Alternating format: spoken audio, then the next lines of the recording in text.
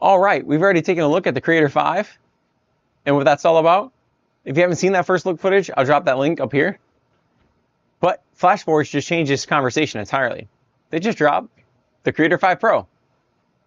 And at first look, that enclosure looks pretty impressive. Well, let's find out what it's all about. Let's get into it. All right, let's start with some obvious differences. Cooling and the top hat. The Creator 5 Pro moves into a fully enclosed system, and that's really not just about looks. It's about controlling the environment the printer operates in. On the Pro, you're getting active airflow and cooling control, which means you can handle materials like PLA, TPU, and PETG without overheating, even with the door closed. But then on the other side of that, you get heating. The Pro can bring the chamber up to around 65 degrees Celsius, which is where materials like ABS, ASA, PC, and nylon start to behave the way they're supposed to. So instead of choosing between open air printing for PLA or enclosure for engineering materials, this is where they're trying to do both, in theory. And that's really the difference here. Now for us, we're not printing ABS or anything like that. Most of what we run is PLA, PETG, and TPU. So the question isn't really about extreme materials, it's about consistency in everyday printing. And that's where this gets interesting. Because with materials like PLA and PETG, too much heat can actually work against you. So what Flashforge is trying to do here is balance both sides.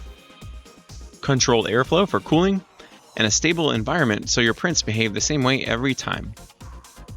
And if you've ever had prints where one day everything looks perfect, and the next day you're chasing weird issues for no reason, a lot of that comes down to environmental changes you don't even see.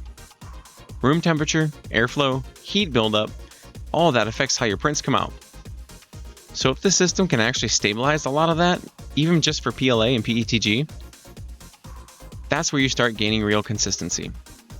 So with this first look footage, we can at least say with some confidence, this machine is actually coming to market the way Flashforge has been presenting it. And hold on, did you see that right there? I'm curious what that actually is for. Drop it in the comments, what do you think it is? Right now, this is where I land. The Creator 5 and Creator 5 Pro both seem very interesting, very capable, but we haven't seen any real-world testing yet. And that's where we're going to come in. We're going to get these machines, we're going to test them out, and we're going to let you know the feedback. If you want to get in early at the lowest price, now's the time to do so with our affiliate link. That helps out the channel. But if you want to wait, that's okay. And let us do the testing. And until next time, be glorious.